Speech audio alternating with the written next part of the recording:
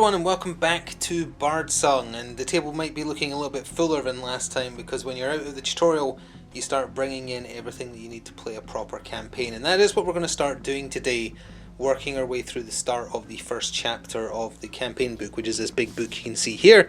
Sorry, the adventure book is what it's called. And a single chapter is meant to be played over multiple hours, the rulebook says, or multiple play sessions, so we're not going to gun through it. My plan for today is to do one section of it quite slowly just to try and make sure we do everything right, and then speed up beyond that point. Following on from the tutorial, the team of adventurers you've selected beat up a bunch of brigands in a bar. They chase down the brigands trying to find their lair, and then they are stopped on the road as part of the story setup here and are given a choice, because a traveller stops your group and says, hey, there's some ruins nearby with some choice loot, essentially. I'm paraphrasing slightly because, quite frankly, I found this little bit of text here very badly written. For instance, your group is referred to as heroes even though you've done nothing of note, because the point of the game is to do something of note to become Bardsung. So why would a stranger call you heroes, even sarcastically? It makes no sense. But whatever. You can choose to ignore the man and go straight to chapter 2, which is hunting down the brigands, or you can go to chapter 1, which is exploring the ruins he talked about, which is what I've chosen to do. We'll look more in detail about what that means in a second. You have 3 XP to spend from the tutorial. The biggest changes from the tutorial: the echo mechanic and end of turn event mechanic is included, and when you end a battle round, it isn't just a case of shuffling initiative cards in the marching order. There's a bunch of other stuff you can do, as well as between fights as well. You can rest, heal, spend gold, spend XP, and things like that as well. So we'll track our progress. I think I was supposed to be tracking gold gained from the tutorial, which is when you kill a group of mobs so they get taken out of the marching order, you get gold equal to what's on their card. Forgot to do that. But other than that, mostly it was done correctly. Nothing too egregiously bad. I do apologise for some of the footage messing up, and as a result we'll take a quick look at an enemy card just to provide context for going forwards. So here's a quick look at the brigand card, which is the one I talked about last time, but unfortunately the footage corrupted. The TN of an enemy is the number in the top left there, so it's 9 for a brigand. How far they move if they move, their toughness value, which is what you want to beat with your damage roll to try and get a crit as opposed to a hit. Top right is what happens when you do 2 wounds to them. In this case the brigands just die. In the example of the brutes, for instance, you flip their card over and then they change slightly, and then that's the amount of gold. Also apologies for the drill in the background. That's the amount of gold you get once you remove the entire card from the marching order. So it's not when you kill a single brigand, it's when the group itself is removed, and that's how their AI works. They've got a 0 range attack, and if it hits it does 1 damage. That's their type, and that is the AI card symbol that they follow. In their case it's ferocious. So that's all you missed from me losing that footage last time, beyond looking at Nightfeather, but I think you got a good idea of how he acted while playing. Alright, let's take a look at the adventure book itself and how this is kind of laid out. So again, I'm doing chapter 1, but depending on your decision, you might go straight to chapter 2. I might not even get to do chapter 2, I don't know how this plays out. But the way it looks in this book is on the left you get a little bit of setup, and then you have to make the various decks that you use inside the game. So the challenge deck, the battle aspect deck, and the treasure deck. And there's also various ways to earn XP, which are written on the bottom of the left page. The right page, which is the one that looks much more confusing, if we move this a little bit so you can see it better, that's the map for the chapter. You start at the top and you work your way down to an exit, and then that's you done the chapter. Chapter 1, there's actually 2 exits. The easier one to get to is to go here, as my dog is wuffing at whoever decided it was a good idea to drill in the street while it's raining. I mentioned that in another video I recorded this week. It's happening multiple days, so sadly I can't just wait for it to stop. You would do this, and we'll talk about the symbols here, do that, or you can go the extra mile, which presumably offers more rewards, and it looks like if you come here you get a key which unlocks this, and takes you to an alternative exit. Along the bottom it tells you what symbols denote what enemies for the chapter, what wandering monsters or events you can run into, which is the echo token stuff, and what terrain there is as well. So the symbols on an individual mark on this slightly confusing map. The top left of one is just its denotion, so this is 1A, 1B, 1C, 1D, 1E. Top right is how many treasure tokens are on that individual encounter, and there's 2 there, that's it. The very large numbers are lore that you read. If it's in a room you read it upon completion of that room. If it's in between rooms, you do it before getting to that room. I think that about covers it. The symbol inside the diamonds denote the kind of mission it is. The most basic one, which is the one we're doing up here at 1A, and there, that means they're short delves, which means you're going from the southern end of the board to the northern end in whatever way you see fit. I believe the other symbol is the long one, where you start in the bottom left and have to leave via the right, so it takes a little while longer, and hence playing a chapter can take a while. So this won't be a single video for the whole chapter. Today I'm planning on just doing 1A to kind of ease in, and with that we'll get set up.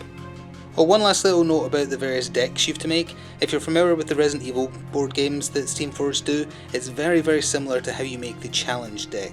You're told to get certain cards out, you shuffle them together, but you don't shuffle the ones in your box. You keep those in order, so it's easy to know where they are when you need to take out some, put some back in, etc. So for instance, because I'm doing chapter 1, I had to add the challenges 37 through 41, and then also 151, shuffle them into the deck. There's certain battle cards you add. Sometimes you might be told to take some out, sometimes you might be told to add one or take one away that's already happened. You just ignore it in that case if you've already done it. And there's a very particular treasure, like I was told to randomly select 4 treasure cards for chapter 1, which I've done because there's 4 chests. And I guess there's the close-up of how you earn XP. Complete encounters, you get 1 XP for each, discover a lost treasure for 1, do the entire chapter for 3. Most things cost 3, replenishing your group's supplies like campfires and whatnot is gold related, not XP related. So with that, I think we're actually ready. No, there is one last thing to go over. I swear this is the last thing before we actually draw a card and start playing the 1A room of this game. I do have everyone set up, as you've already seen, of course. Night Feather, Fire Soul, and Forge Warden, they're all here, they're ready to delve. We'll be aiming for the far end of the table. There's no treasure to put on, so we'll have to cover that in a future video. But you get 3 XP for finishing the tutorial, as I said, so I have to tell you what I spent it on. I went by what the book suggested for Night Feather, which was to buy him the throwing knives skill to give him a ranged attack, because it feels like a good idea for the rogue to be able to attack from range. For Forge Warden, I bought him a skill called Judgment. I don't think he had that one before yet, because he had Crusader Stride and Mechanica Strike. It's capable of doing 2 damage on a crit, and I think he gets a bonus when he upgrades it. It costs Fate to use though. And then for Fire Soul, I bought her Conflagration, which is another way for her to set people on fire, and it also needs a Fate token to use. Also, their passives are now in effect. The tutorial tells you not to use their passives, but you use them now.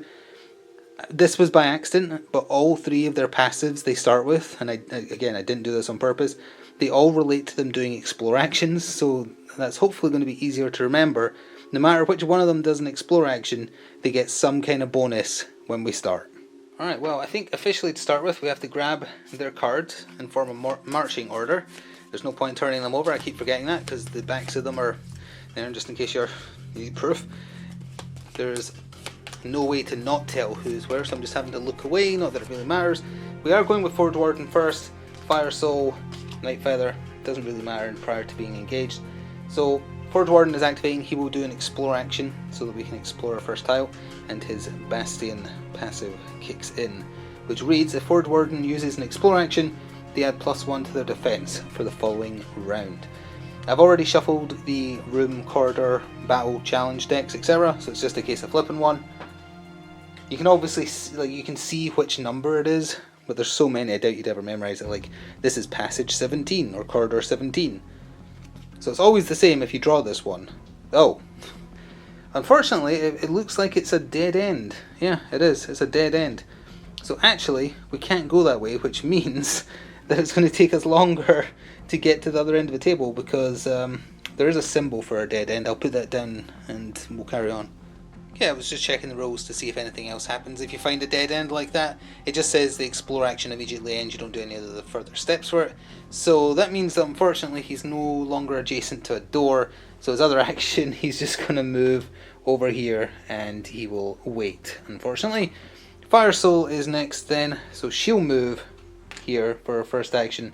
And then for her action, she'll do an explore on this left door here. And she gets a Flame Wall when she explores.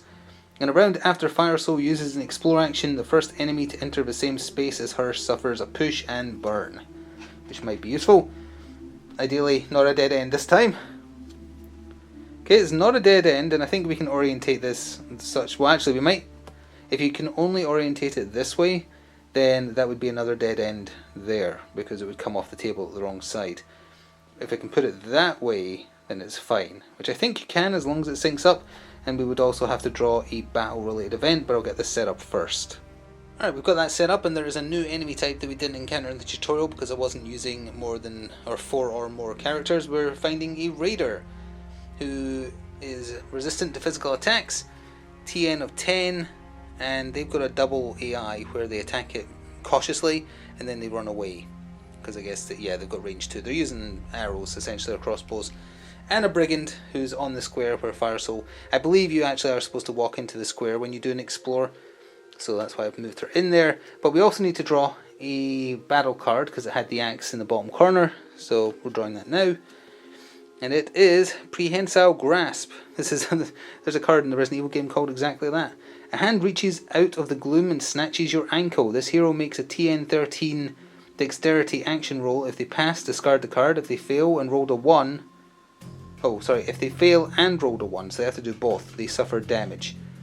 Okay, well, she doesn't have any bonus to her dexterity because she is not dexterous in the slightest. So it's just a d20 roll. That would be a 1. Oh no. So she immediately suffers a wound. That's how this is going to go, is it? Okay. She's got a wound. That's 1 of her 4 health. That's great. That's peachy. And then you read the next. The hand holds tight no matter how you struggle. This hero can't make move actions during their next turn. Okie dokie then. So now we form a marching order because we've begun combat. Again, can't turn the cards around, so I'm just going to have to look away while I shuffle, and then it's going to be from top to bottom. I'll just do it on camera like this. I don't know who I'm looking at, and we're going to stop there. Alright, so Forge Warden is going first. Then Fire Soul. Then the Brigand. Then Night Feather. And finally the Raider. There would have been more enemies again if I'd had more than 3 characters. The optimal amount for solo I think is 3, because if you have less you have to use Squire NPCs and a second wind card if you're using a single character. 3 seems the least complicated. So anyway, Forge Warden is activating. He is going to use...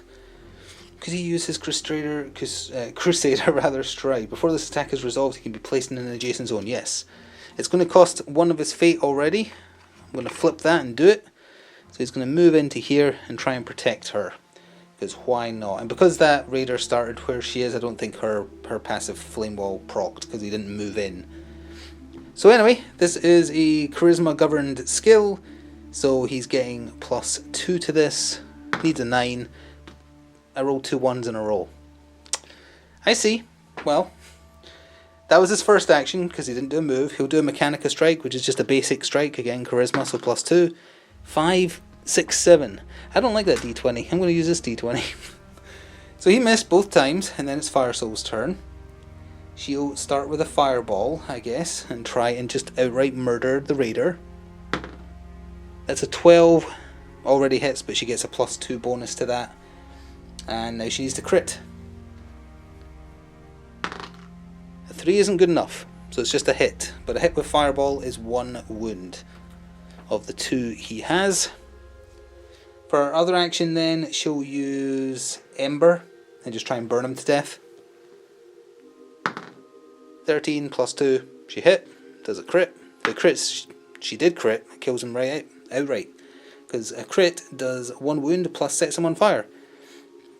So he was the only one of that type on the fight. So his card disappears from the marching order, and you get gold equal to that. So you get a single gold coin. Not much in the grand scheme of things, but that's how it works. So there are some coins here somewhere. Yeah, it's just little bronze ones to mark 1 coin.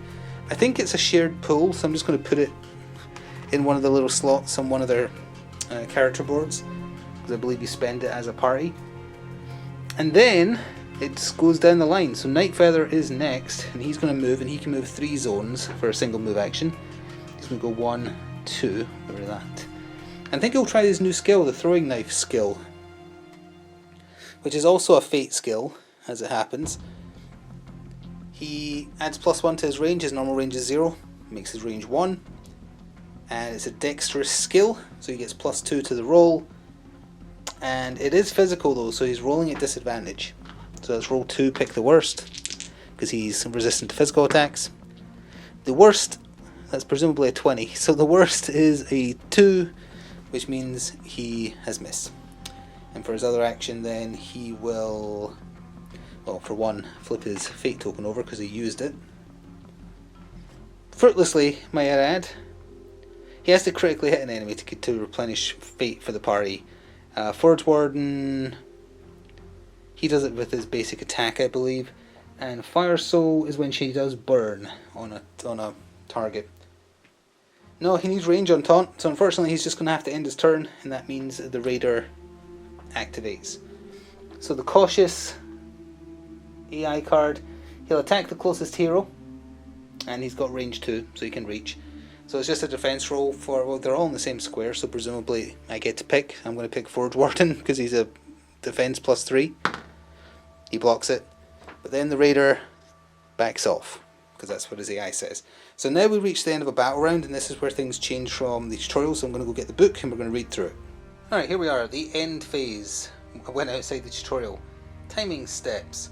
Resolve the end phase in the following order. Resolve any conditions, so that's like if there's burn, etc. You do it on heroes first, enemies second. Resolve any delayed aspect cards, so that's like event cards that proc at the end of a round. Make an event roll. If the roll was a 6, resolve terrain hazards. Oh, you know what? I think there was meant to be terrain on the board. I forgot.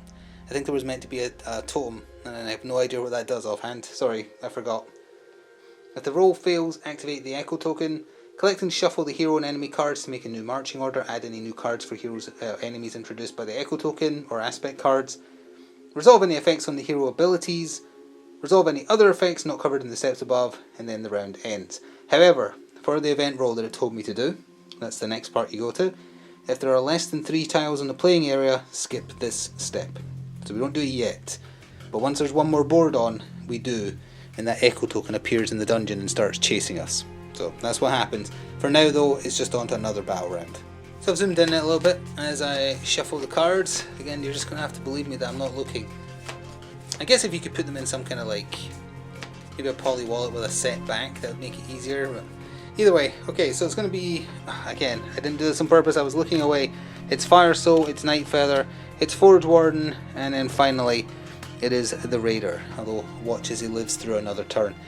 So Fire Soul has range 2 on her basic attack range, so she can hit him from where she is. So she's gonna chuck a fireball, not at disadvantage because she's using magic, not physical. 4 plus her 2, not good enough because he's a TN10. Then she'll use Ember. That is good enough, so the Ember goes through, and then to crit him, you need a 4 plus. She critted him. Crit on Ember, does 1 wound, and sets him alight. So he is already dead, because he doesn't flip his card when he takes 2 wounds. But he doesn't die until the end of the round. So we can still finish him off. That's Fire Soul's turn done. Night Feather, I'll just come around here. He's going to rush him down. And then shank him with his piercing strike. +2 to this roll, but it is at disadvantage. Lowest roll is I rolled a 6 and a 9. 6 becomes an 8, not good enough. Then he will basically do nothing. Yeah, because his taunt isn't really worth it. I guess he gets a wound on a crit. Sure, he'll do the taunt. Why not? Oh, disadvantage, it's a physical attack. Disadvantage would be 7, that becomes a 9, not good enough. Wow. Maybe I should have upgraded their stats and ignored the advice. Well, Forge Warden then, he will just walk for his first action. Hello to you. And then smack him. Disadvantage with his Mechanica Strike. Lowest number is an 8, but he gets +2 because of it's a charisma check, which makes him hit just. Does he crit? No. So he just does 1 wound, but that is enough that the Raider gets taken out. He is dead. We get 1 gold for him disappearing from the marching order as well, because it's up there in the corner. We'll probably need those cards, so I'll just put them to one side. Put another bronze coin in the pile. And then combat ends again, presumably. And because we still haven't done 3 tiles, the end phase. Oh, actually no, because combat ended fully, I think we do some stuff a little different. Let's double check that. Alright, upon looking at the rulebook, I was thinking of the maintenance phase, which is page 38 of the rulebook. It says at the end of an encounter. I believe by encounter it means what I've been calling a delve, getting from one end of the table to the other, doing a node on the chapter. It's what I presume it means, rather than every encounter, because that seems a bit overpowered, because part of that is you heal to full. So I presume you just go to those timing steps, and because we're not in combat, because we've not got 3 tiles yet, it is just a case of do the marching order, explore some more. It seems. So it seems. Oh yeah, she didn't move. It's okay. I was like, oh no, I forgot there was an event in place, but no, she adhered to the event. Oh good, the drill's back. It's just ambient dungeon noise, don't worry about it. So let's shuffle a new marching order then, with my team. I'm going to come around this side of the camera, and we have Nightfeather, Forge Warden, Firesoul. We'll be shuffling this again momentarily. I just realised you can't see because I'm zoomed in. I don't know what kind of angle or how zoomed in is good for this, but let's zoom out a little bit because we're drawing cards. We drew a corridor last time, which means we're drawing a room this time. So, draw the room, and it's got stuff in it, and it's got another battle event, and it's got a bunch of raiders. Again, you don't put the ones in the circles on the map unless you're using at least 4 characters. It looks like 2 brigands, 1 raider, or vice versa. Let's see. So the situation is actually much worse than I thought. Those were brute icons. So there's 2 brutes and 1 brigand in here. And we need to draw a battle challenge. Let's do that. Echoes in the distance. A troubling sound echoes from far away. Activate the echo token. If there's fewer than 3 tiles... there's not. There's 3 exactly. Shuffle this card back in and draw a replacement. I think that means the echo appears. Because, yeah, there's not fewer than 3, there's exactly 3. And open areas count as connected tiles that aren't blocked by closed doors, as far as I can tell. Because the echo isn't on the table yet, maybe it has to spawn first. I'm going to double check that, because this could be very, very bad. Alright, there is a little bit of ambiguity, because I don't think the setup specifies that the echo token is there. The echo token rules on page 37 starts with when the echo token activates, it moves 1 area, which right now would be right on us because all the doors are open. If the token isn't on the playing area, place it on the entrance tile instead. So I think it's just spawned there, which means we're... Oh, sorry, I just realised you can't see. Back out. I think it's just spawned there, because it technically wasn't on the table before then. That also is how it would respawn if you've already fought a wandering monster to make another one charge after you. There's also no guarantee you actually fight something, because there are some event cards in the wandering monster deck. But I think that just means it's spawned. It still means at the end of the next turn, or rather the end of the first turn, because that was spawned via an event, we're still going to have to see what we get. But for now, we're going to zoom back in and worry more about the big scary brutes that are going to murder us. So, we have to shuffle a new marching order, because a new turn has begun. However, Nightfeather's swift reactions kicks in. When the hero makes an explore action and is placed on the current tile I believe refers to the one you've just stepped on, they can dodge. After a new marching order is dealt, this hero can move 1 space left or right in the order. So he is going to dodge back the way, and then he can move himself in the marching order. So we need the brigand card, and we need the brute card, which is over here. There we go. Both of which we saw in the tutorial. I'm starting to see why this would take longer now. It's like, oh, it doesn't seem that bad getting from one end of the table to the other. But no, it can be bad. Alright, we've got the Brigand first, and then we have Forge Warden. Then we have Brute, Firesoul, Nightfeather. He can move left or right. You know what? He's fine where he is. We'll work with it. The Brigand is going to charge.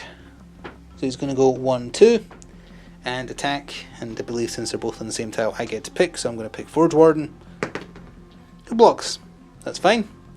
Speaking of which, Forge Warden is next. Let's do his Mechanica Strike. Oh yeah, if he gets a crit with this, he gets a Fate token returned. So, hit the Brigand. 5, 6, 7. Not good enough. He can't do any of his other skills because they both require Fate. And he can't move away without getting hit. He'll stay there and tank. That's unfortunate. Yeah, that sucks. Right, the Brutes on their healthy side Oh yeah, that's the thing. When there's two brutes, how do you keep track of them? Like, one of them might flip their card and then the other one might not. That's awkward. I guess you just have to remember. So they use the disciplined. They want to attack a hero in the same zone or charge. Yep, they'll just charge then. So he's just going to charge in here. He's going to hit Forge Warden. Forge Warden blocks. 10 plus 3, he blocks. And then, let's see, can he move straight to them? 1, 2, 1, 2. No, he can't. He'll have to just stay there because they only move 2. Then Fire Soul will activate. 1, 2, they are 2 away. She'll just shoot from where she is then. She'll start with a fireball. Or maybe, what about her new skill? She still has a fate token, although anyone can use them. After resolving this attack, resolve it against each enemy in the original target's zone. Each additional attack is a free action. She'll spend her fate and do that, because she'll hit both of them. It doesn't say it hits friendlies. So we'll roll first of all for the Brigand, let's say. 13 plus 2. Does she crit? Yes, she does. He crit with a skill, which I realise I haven't shown off yet. There's the card right there. Does 1 wound and sets them on fire, so they're essentially dead at the end of a turn. And then the roll against the brute, it's magic, so not disadvantage.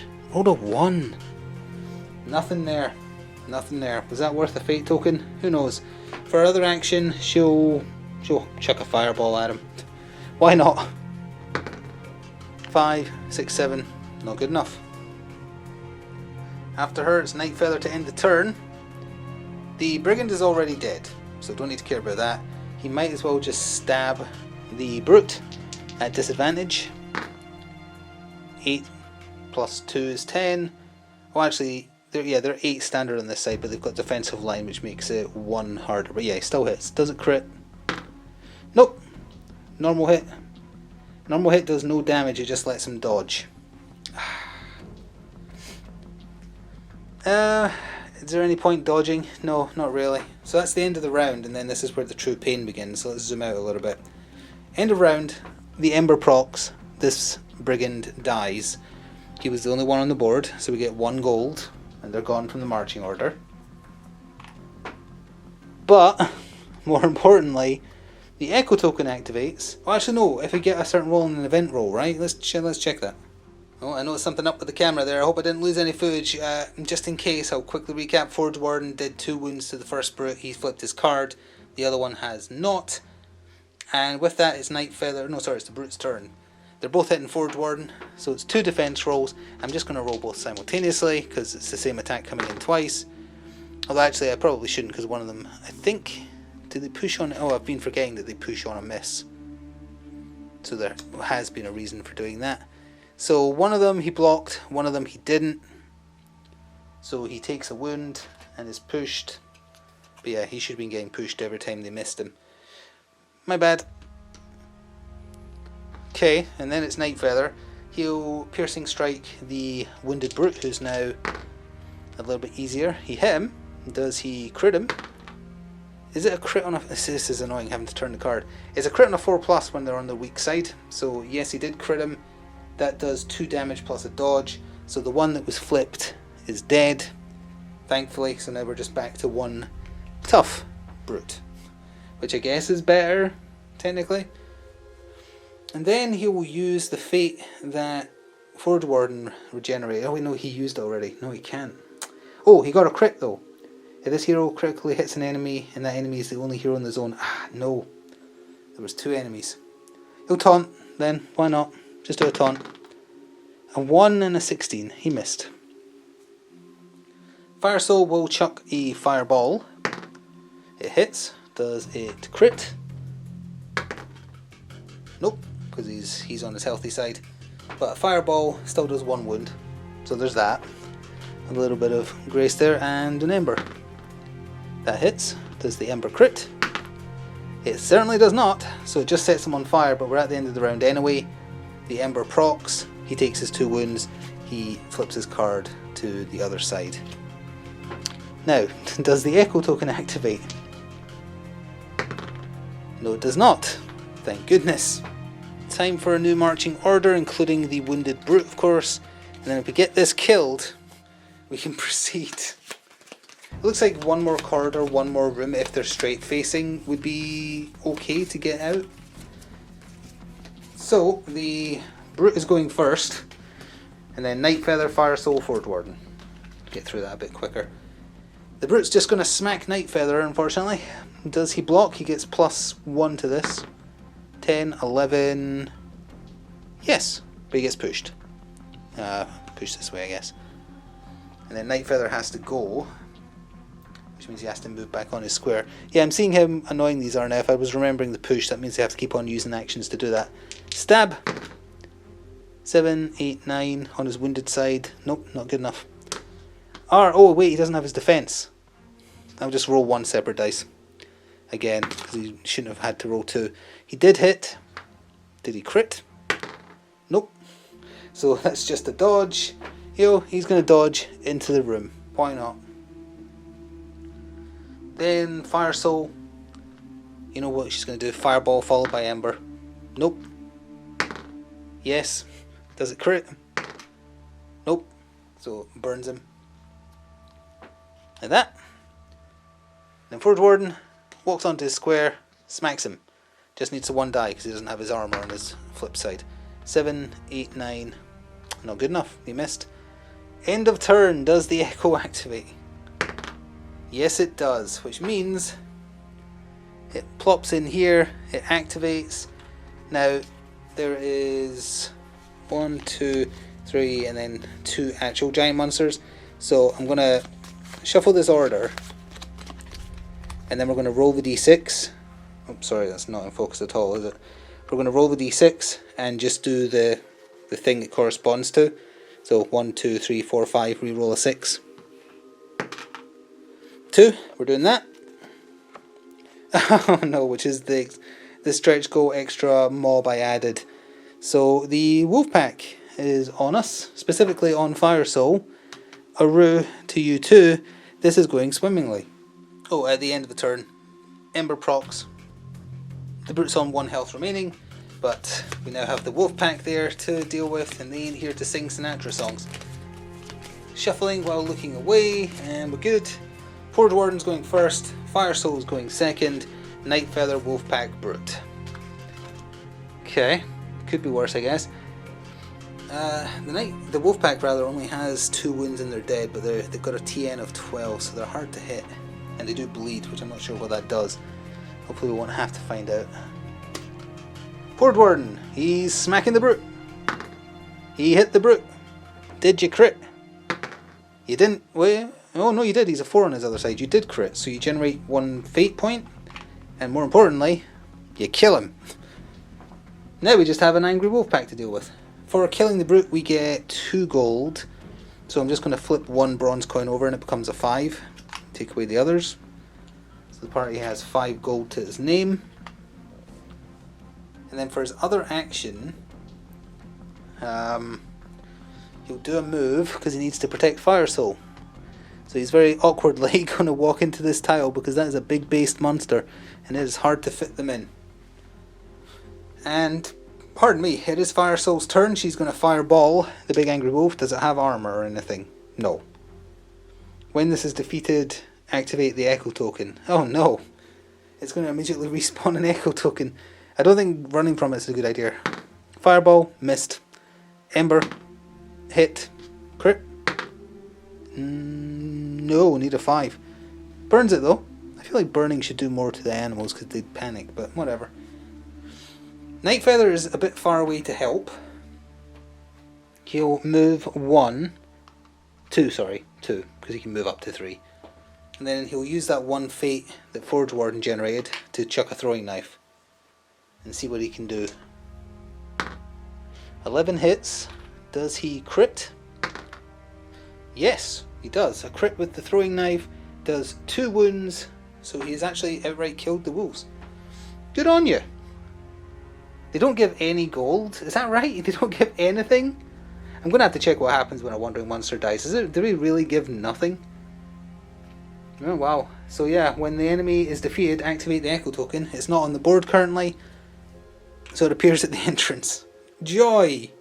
So presumably at that point combat ends, the brutes are gone, the wolves are gone. Can't see anything about additional rewards for killing a wandering monster, so that's why you kind of want to ignore them, I guess.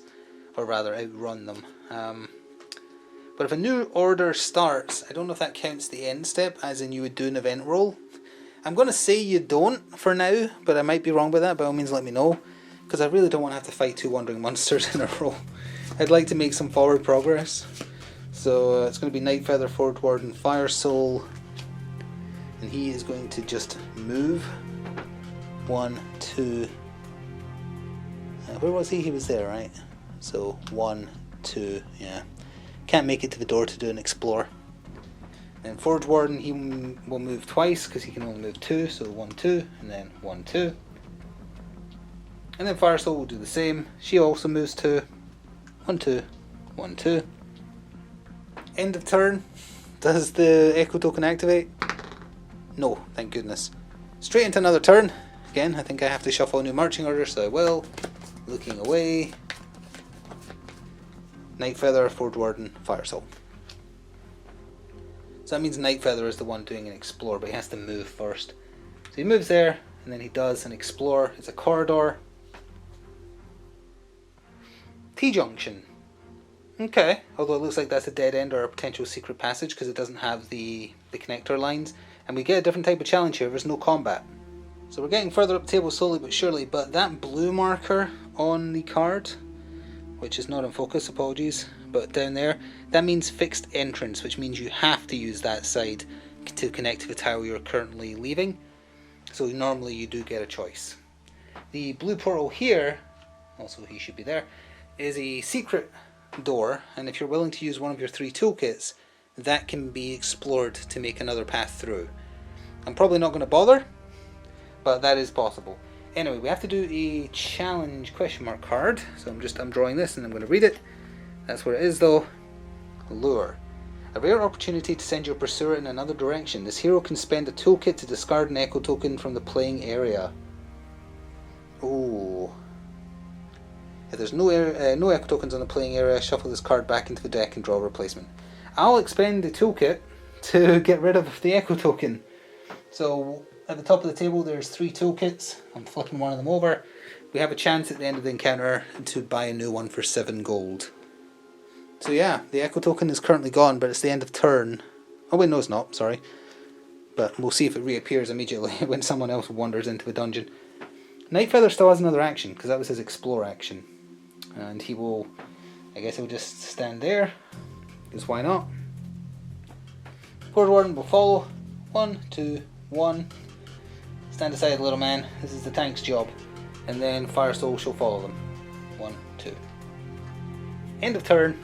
Does the echo token enter the dungeon? You better believe it does. And there's no closed doors, so it can chase. In fact, it might technically just spawn, because there's no closed doors between the first room and where I am. But it does make it sound like you get a turn reprieve, I think. Again, that could be wrong, I don't know. But we'll play on as is for now. Because honestly, it's already hard enough. We're not doing well. And we get 1 XP if we finish all this. 1 XP.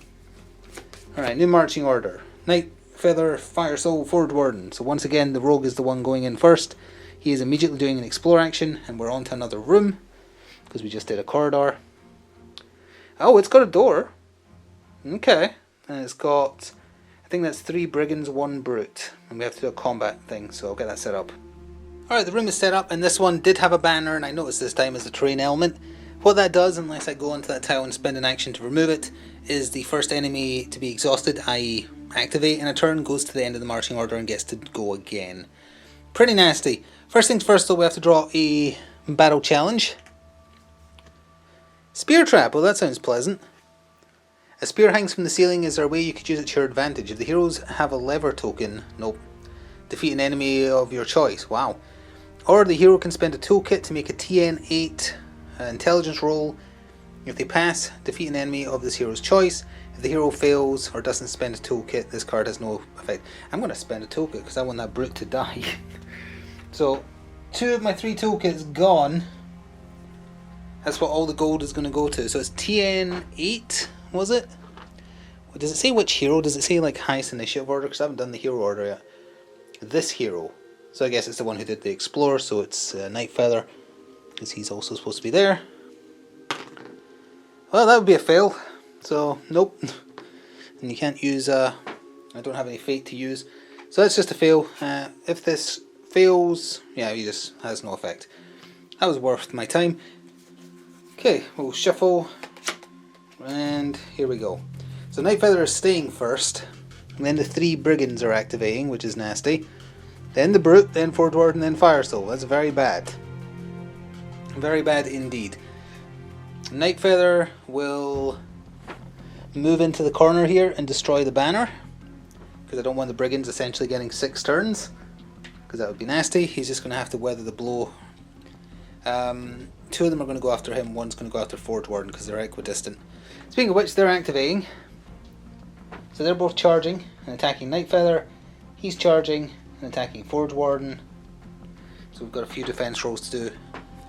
2 rolls for a Nightfeather. They don't do push or anything, so it's just hit, so I'll roll both simultaneously. He gets +1 to this, needing essentially 8s. He took 1 wound. Could be worse, I suppose. Could be worse. So 1 wound, and then the single roll with a +3 for Forge Warden. He is totally fine, so at least there's that. Then the Brute activates. Now hang on, who's he closer to? 1, 2, 1, 2. Equidistant, that means I get to choose. Charge. And he is hitting Forge Warden. Defense roll Forge Warden against the Brute. Not good enough, he takes his 2nd wound.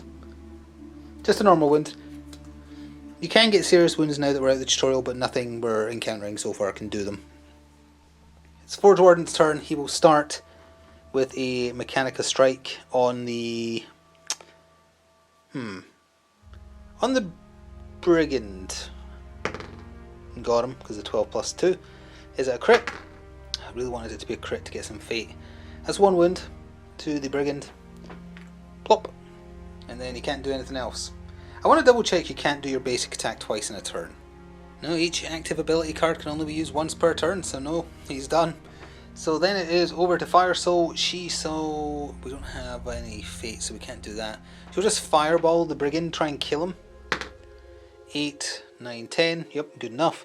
Did she crit him? Sorry, that rolls off camera. I'll pull back just a little bit. There we are. She did crit him as well, but it doesn't matter because either way he's dead. So that Brigand is gone.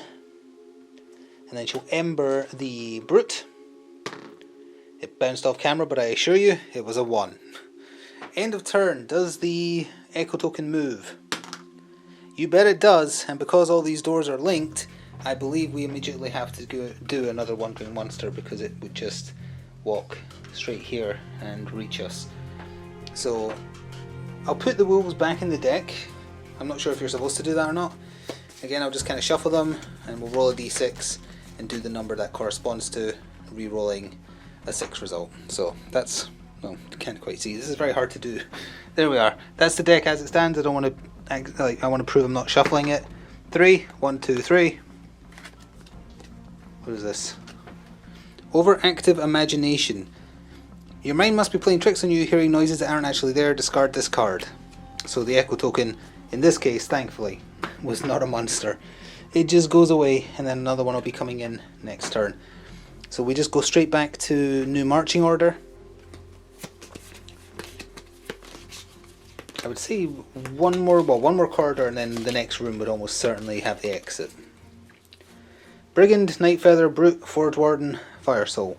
Just plop those down there. Well, the Brigands, 2 of them are attacking Nightfeather. He needs 8s because of his +1 bonus. He took 1 wound. That's his 2nd wound of his 4 health. Then the Brute attacking Forge Warden. He's fine. Nightfeather will shank one of the Brigands. 5, 6, 7. Not good enough. And he'll taunt the other one, I guess. Or taunt the same one. 12. I rolled off camera, but it was a 12. Does it crit? It does crit. Which in Taunt's case does 1 damage and dodge. He isn't going to bother with the dodge, but I appreciate the 1 damage at least. Then he's done. The Brute attacks Forge Warden Forward Warden blocks. No, he doesn't. That's his third wound of 5 health.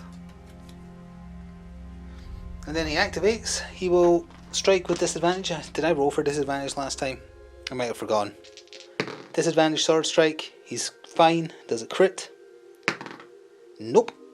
So it does 1 wound to the brute. And then he's basically done because he just has to sit there and tank. And then Fire Soul will do her basic fireball followed by Ember. Nope. No. Wow. Echo. Or event, rather. Yep. An echo token has materialized at the stairs to the dungeon yet again. Alright, shuffling the cards. We have Brigand, Fire Soul, Nightfeather, Forward Warden, Brute.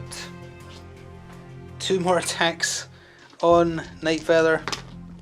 He 7, 8. Not good enough. He actually takes 2 wounds, so he would die. So what happens then is that we use up one of our get out of jail free potions. And then he heals all wounds, because he would have died right there. What a disastrous start to this. And then there's only those 2. So it's Fire Soul next, her usual turn. Fireball hits, does it crit? 5, is that good enough? Nope, need a 6. Fireball, when it hits normally, is 1 wound though, so that does make the brute flip his card.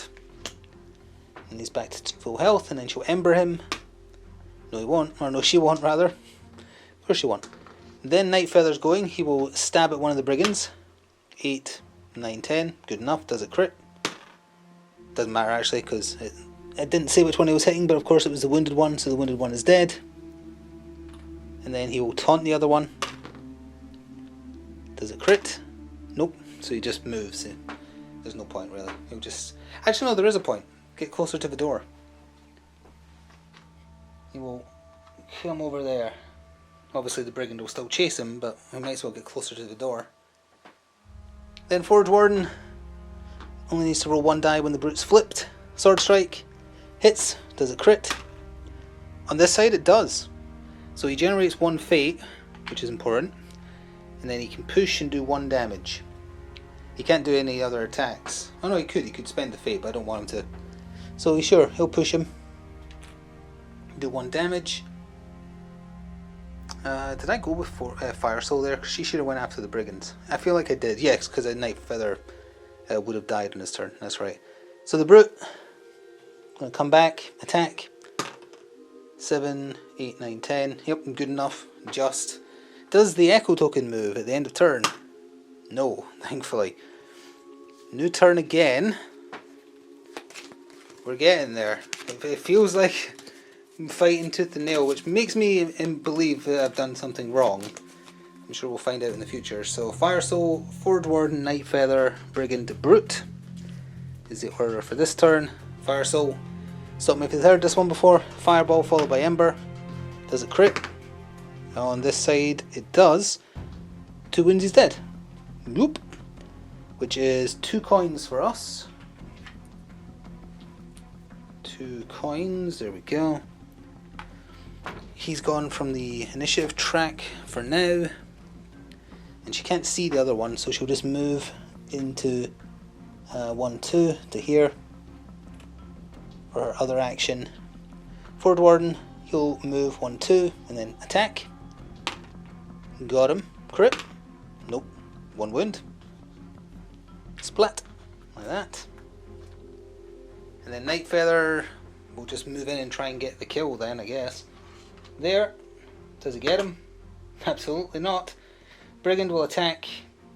Forward Warden. 3, 4, 5, 6. Not good enough. Forward Warden takes his 4th wound.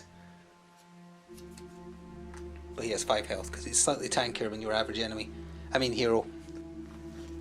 And then, oh, we have to do end of turn event roll, of course. Doesn't move again, thankfully. Our order for this turn is Fire Soul, Forward Warden, Brigand, and then Nightfeather. She shall do her usual. Chuck a fireball. Nope. Ember. Nope. Forward Warden, Sword Strike. Yes. Does it crit? Actually, it doesn't matter. Well, it does because it could have got Fate. Either way, though, he's dead. That is 1 more gold for the pile. Like that. And I presume we roll for the echo token because the round is over, essentially. Actually, well, see, I don't know. Do you play the end of the round out, meaning that does Night Feather get to activate? Presumably. 1, 2, and then he would do an explore action. I guess so. Maybe that's what I've been doing wrong. Like, you do play the round out if you didn't get the final kill with the final character of the turn. So yeah, he'll do an explore action, and it's a corridor. It's a 4-way corridor with absolutely nothing in it except a challenge. So we have the next card down, that 4-way corridor. Now, I have heard some discourse on this as well. It's a little ambiguous. There's a little bit of ambiguity, rather, about which crease it talks about as being the one which results in you finding the exit on the far end of a table. Is it this line, this line, this line? Do you keep going and go that line? Because no matter what room goes after this one, it will overlap where my campfire markers and whatnot are. So I'm just going to say that because there's no room for another room, that this is the exit. Because this has already gone on a little longer than I thought, and my poor team is dying. Also, Night Feather should be here. But we still have a final challenge to do, which could give us a grievous wound on the way out. So, top card, back up a little bit. It is Wounded Hobgoblins. Isn't this the one we had in the tutorial? It is, but we might actually have more corpses this time, which would result in a fight. Let's see. Nope, I can still only roll 1s with d4s, so that means it's easily avoidable because of the way the layout of the tile is. So we're technically done. There would be a new round, and if the echo got to us, it would spawn something, but we could just run out. So I'm going to say we did that so we can cover what happens after an encounter, especially one that went so poorly for me. So because we got to the end of the encounter, we get to do the maintenance step, and also because we finished an encounter, the chapter gives everybody 1 XP. There is little XP tokens, here we are, just to remind yourself. It's a bit like the rank up tokens in Cursey.